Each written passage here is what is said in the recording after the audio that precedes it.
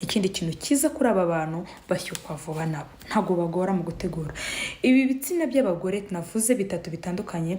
Imwihariko wabyo abagore babifite bashyukwa bitagoranye mu gutegurwa, ntago bagorana. Kandi tuzi ko abagabo badakunda kugorwa cyane mu gutegura abagore babo, bakunda umugore gufata ubushyuhe bidatinze. Uyu mugore ngakunda gukora imibonano mpuzabitsina cyane, arayikunda cyane, ashyukwa bitagoranye. Ni ukuvuga ngo iyo abishaka cyangwa se yashyukwe mu kinyarwanda kibundankari ntago kishaka kugira resistance. Oya, bagira rero amavangingo menshi. Aba bagore bafite ikibundankari bagira amavangingo menshi cyane, apana twa tundi dukeya. Mu gikorwa rero kunubona abagore bateye, aba bagore bakunda kunyazwa cyane. Kwishima kwabo, kurangiza kwabo ni ukunyazwa. Bararyoha cyane. Abagore bafite ikibundankari usanga abagabo bo bakunda cyane igihe bari kurongorwa, bo bakunda kuvuga. Aba bagore barongorwa bagaramye rwose hano kiba kimeze fresh. Ibiganiro birimo kuvuga imboro, birimo kurongorana, birimo ibiganiro birimo kurongorwa, aba bagore barabikunda cyane. Kako gushyuka kwabo biroroha cyane. Aba bagore bo bararyoha cyane. Umugabo mufite.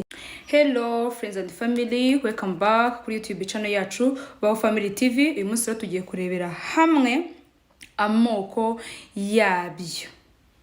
Turabizi twese turi bakuru, yicara dukurikirwa n'abantu bakuze, amoko yabyo. Ariko noneho amoko yabyo tuzi yagaragaye ni 8.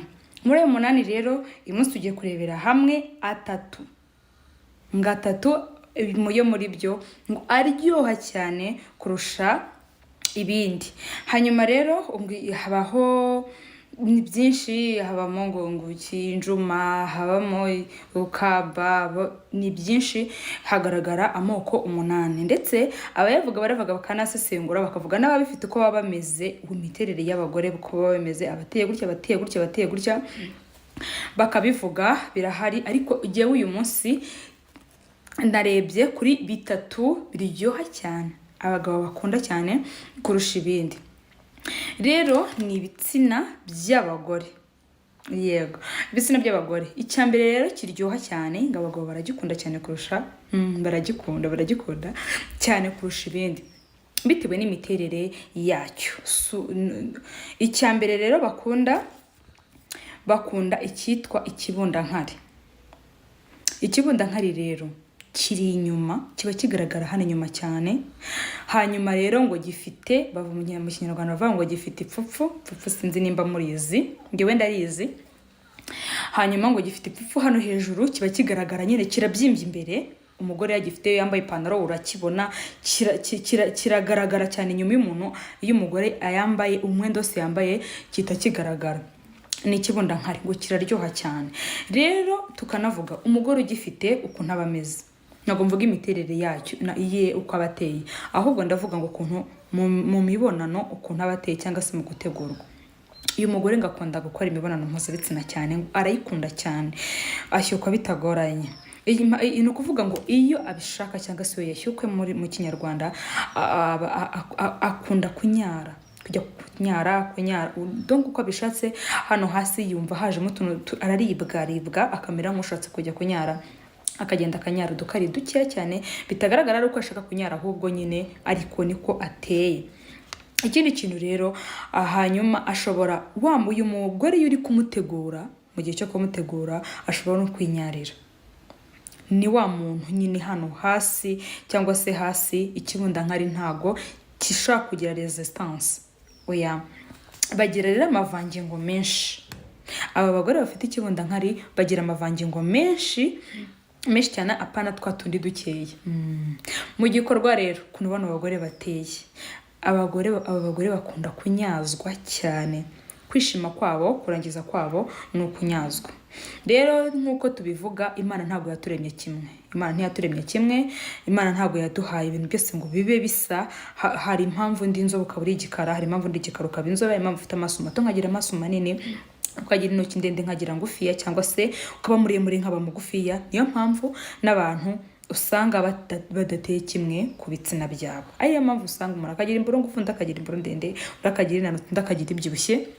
Yego, muraje mu ntera amabuye ngo navuze imboro, ariko ngo kuvuga icyo abagore ngo ntabwo nkivuga. Yego, ikintu rero ndi kuvuga, aba bagore bakunda kunyazwa. Bisaba ngo ube uri umugabo uri tayari ukomeye, ufite imbaraga ku buryo uri umunyaze, akumuka fresh. Abagore bafite ikibunda nkari niko bamera. Rero kuko tuzi ko abagabo cyangwa se muri rusange abagabo bakunda amazi. Kuri abagabo bakunda amazi, niyo mpamvu bakunda kuvuga ngo aba bagore bararyoha cyane. Abagore bafite ikibunda nkari usanga abagabo babakunda cyane. Yego, icyo ni kimwe. Ikindi cya kabiri rero usanga bakunda ni urukamba. Ni urukamba biterwa n'amasaku yaho uturuka. Ushobora kuvuga urukamba, ushobora kuvuga urukamba. Urukamba rero usanga iki gitsina cy'umugore cyitwa urukamba kiraringaniye. Yego, kigaragara hose imbere n'inyuma, hose wacu imbere wacu inyuma, hose ugisangayo nta kibazo. Ntabwo kiba imbere nk'ikibunda nkari, n'inyuma kiba gihari. Rero aba bagore bameze gutya bafite urukamba bagira ububobere bwinshi, bakagira n'amavangingo. Aba bantu rero aba bagore bafite urukamba bakunda gusakuza. Bakunda gusakuza no kuvuga mu gihe bari mu gikorwa cyangwa se mu gihe bari kurongorwa, bo bakunda kuvuga.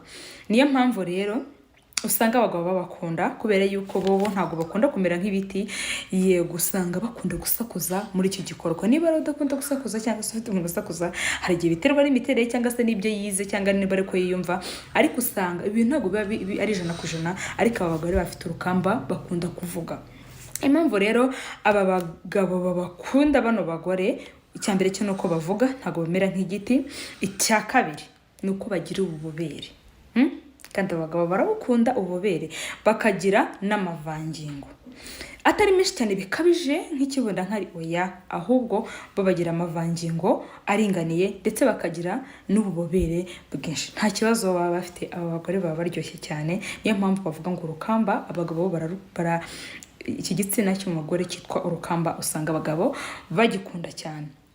Hakaza rero icya gatatu bacyita umushubati.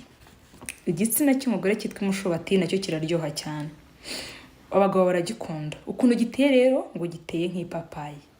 Ipapayi ukuntu imeze, ngo giteye nk'ipapayi, niko abashakashatsi cyangwa se abahanga bakigereranya n'ipapayi, kuko cyo kiramanutse ndetse kikagira no hagati.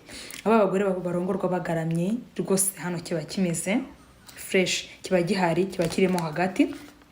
Aba bagore rero bakunda kunyara icyo bita udusoko. Banyara udusoko. Iyo bavuze ngo banyara udusoko rero, banyara twatuvangingo duke. Usanga ahantu haje nk'ikizinga, ariko ntago abantu bagore ushobora gusanga batosheje uburiri, gusanga byabaye bicika amazi ni menshi. Oya, banyara udusoko. Ariko umwihariko w'aba bantu, bagira ububobere bwinshi. N'ubwo ububobere bwinshi ahantu ushobora kugira gute, kwikanga ko harimo n'uburwayi, ariko bagira ububobere bwinshi cyane. Ikindi kintu cyiza kuri aba bantu, bashyukwa vuba nabo, ntago bagora mu gutegura. Ibi bitsina by'abagore navuze bitatu bitandukanye, imyihariko wabyo, abagore babifite bashyukwa bitagoranye. Mu gutegurwa ntago bagorana, kandi tuzi ko abagabo badakunda kugorwa cyane mu gutegura abagore babo. Bakunda umugore gufata ubushyuhe bidatinze. Aba bagore rero bashyukwa vuba cyane. Ikindi, bakunda kuvuga ibishego. Ibiganiro birimo ibishego, ibiganiro birimo kuvuga amafuti, ibiganiro birimo kuvuga imboro, birimo kurongorana, ibiganiro birimo kurongorwa. Aba bagore barabikunda cyane, ari nabo usanga bavuga bati, bavamo hariya muri ariya magambo cyangwa se muri biriya bishego birimo bavuga ibyo kurongorwa no kurongorana, babivamo bashyukwe. Ugasanga kubategura ntago bigoranye. Aba bagore rero ari nabwo usanga bava muri ibyo biganiro wenda babishaka, kuko gushyukwa kwabo biroroha cyane. Aba bagore bo bararyoha cyane. Umugabo umufite rwose araryoha, niko bigaragara. Rero ni byinshi nk'uko twabivuze, ni 8, ariko uyu munsi tuvuze 3 ngo biryoha cyane kurusha ibindi. Narigiye kubaza gusa ufite ikimeze gute, ubwoko bw'icyayi urabuzi. Yego, ariko usanga ni ibanga ry'umuntu ku giti cye. Yego, uyu munsi rero twagira ngo tubasabe kongera gukora subscribe, tunabashimira abamaze kuyikora. Abashyashya baje hano rwose tugira ibiganiro byiza, mwifatanya natwe muri subscribe, muri like, muri share, kugira ngo ibiganiro byacu bikomeze kubiteza imbere. Turi kuri Baho Family TV rero, turabashimira abamaze kubikora. Be blessed. Imana ibaha umugisha none cyane cyane cyane cyane, turabakunda. Hariho nimero ya telefone rero muri description yanjye, abantu bafite igitekerezo cyangwa se bafite ikibazo bifuza kubaza inbox, rwose welcome, nta muntu njye nsubiza inyuma. Ikintu ntakunda n'umpamagara ambwira ngo tubonane gute, iki kibazo rwose kino kibazo rwose ndakirambiwe. Ndagira ngo babwire yuko rwose ibintu byo kumamagara ngo tubonane, no, mpamagara umbwira ibintu byerekeranye na kino kiganiro mamaze gukora, cyangwa se n'ibiganiro byanjye nakoze, cyangwa se inyunganizi ugiye kumva, cyangwa se igitekerezo ugiye kumva, cyangwa ikibazo ushaka kumbaza. Rero ni kari mu biganiro by'ubutaha, tuzabane kandi turabakunda cyane cyane cyane. Imana ibahe umugisha. Bye.